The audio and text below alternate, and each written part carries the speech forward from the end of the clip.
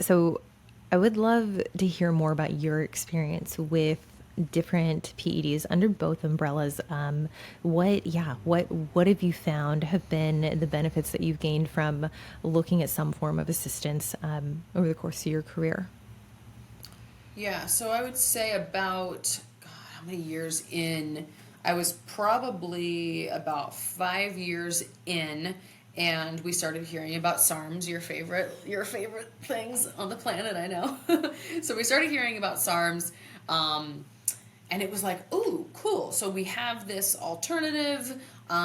We have this thing that it's not quite steroids. So maybe we can feel a little bit better about this, or it's something that we feel like we can dabble in with maybe less health implications. Again, with a lot of this stuff, we don't always have enough research. We don't always have enough information. The first thing that I dabbled in was Austrian. I also try rad. No, not rad. I think I tried one more of like the cutting SARMs for a short period of time. I'm trying to remember which one. But Austrian was the first one that I actually was pretty consistent with. I did see good results. Labs were coming back pretty good. My liver, was in a good spot even after running that for a little bit.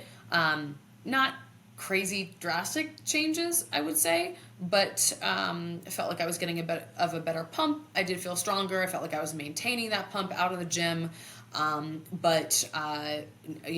after running anavar, like I know it wasn't quite at that level. It was a good way for me as a baby bikini girl to just start doing research, trying something, very closely monitoring how I felt, how I looked, labs, everything, and then kind of go from there. So it was an interesting first step for me. I always go like above and beyond with the research. I'm like reading every single possible thing I can. So I tried to just gather a ton of information, and I tried that. And of course, back then, I don't even remember the source I was getting it from. I don't remember what the sourcing was like, if it was, high quality it was, testing, all of that. I don't even remember. And so after some time, it was like, okay, this is fine. But then, when you live in the bodybuilding world long enough, all of your friends are on anavar, and you're just like, all right, I'm at this party. I'm the only one not doing it. So I had, a lot of friends who were having really great experiences with anavar. So I talked to Jamie about it, and I was like, and she's all about this too. Let's do the lowest possible dose to see something, but let's not jump into 25 milligrams. Like, let's just start at like the tiniest amount, because we're coming from nowhere. We're starting from zero. So I then it became an issue of sourcing. So this was a little while back, and first source was from a friend who got it from a friend. Not recommended. Don't do that, people. Don't do friend who got it from a friend. Don't do friend at the gym. Don't do, oh, there's this guy and he's this local coach and he's at my gym and he's got, he can sell me anavar for, $15 a pill. And no, I used to be more okay with that. I don't think I quite understood it.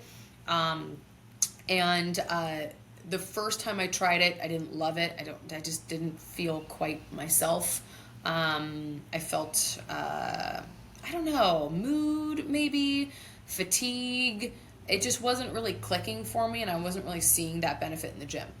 So then finally, I switched over, started working with Hormone Logics, who now manages like all of my labs for my clients, and actually started to get it prescribed by a doctor, and it's tested and it's very good quality. So I jumped into the 6.25 milligram dose for my first cycle. Kind of liked it. Again, wasn't super sold on it. I was like, I thought that this was going to be like the magic bullet, and then I was just going to all of a sudden be like Olympia ready, and I was like, okay, this is okay. But I wasn't super sold. Go off, and I talked to a lot of bodybuilders, and I'm like, tell me, like, do you really love this? Do you really see the benefit? Are you healthy? Like, tell me more. And all I heard were good things. So when it was sourced well. So I have now ran a few of these small doses. I really haven't pushed it.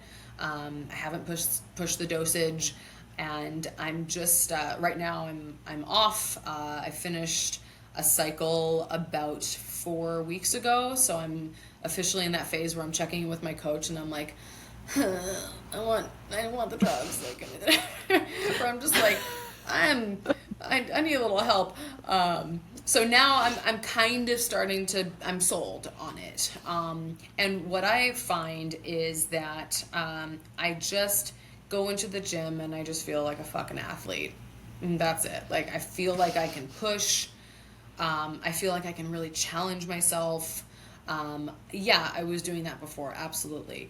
But it is a little bit different. I feel like I walk around looking like more of an athlete. Could I have done that before? Yes. Again, I'm giving myself a little bit of the extra edge, and also understanding the fact that I used to think that this was like maybe taboo or maybe like cheating or something. I'm now at the point in the IFBB where it is what it is, and it is as common as taking pre-workout.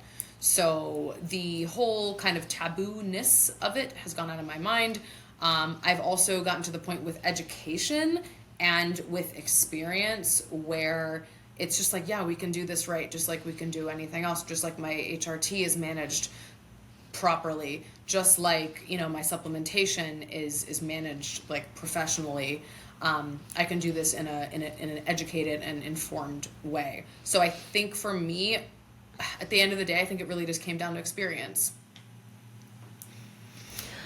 I couldn't agree more with your testament to anavar, just essentially feeling like a really good pre-workout. I mean, like, that has been my experience. And I mean, like, I think when your sourcing is there, when quality and I guess accuracy is not in question, I think it can facilitate better outcomes in the gym. But like you said, it's going to facilitate essentially what outcomes you are already experiencing. So if you're kind of like moseying your way through some really half-assed workouts, you're inconsistent on like even within fatigue management. If you're inconsistent with setting yourself up for good training sessions, you're more than likely going to experience, listeners will more than likely experience discrepancies in what kind of outcome using something like anavar will produce. But I definitely think at this point it is much less taboo than it was. I mean,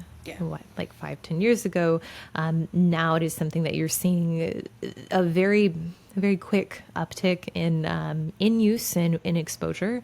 But I feel like without the intentionality, I mean, you're just leaving progress on the table, and that's where, in your case, I mean, like, you have the ability to do well and be a competitive pro. Like, I mean, and that's with the use, like, that's with being conservative with your use and approaching it very methodically. So it's like, yes, if the understanding's there and I love how you describe that. If it's being managed professionally, it can augment everything else you're already doing in prep and can facilitate those results faster. If those results aren't happening, or if you're kind of using it to compensate for something, well, I mean, like, adjusting expectations accordingly is a must.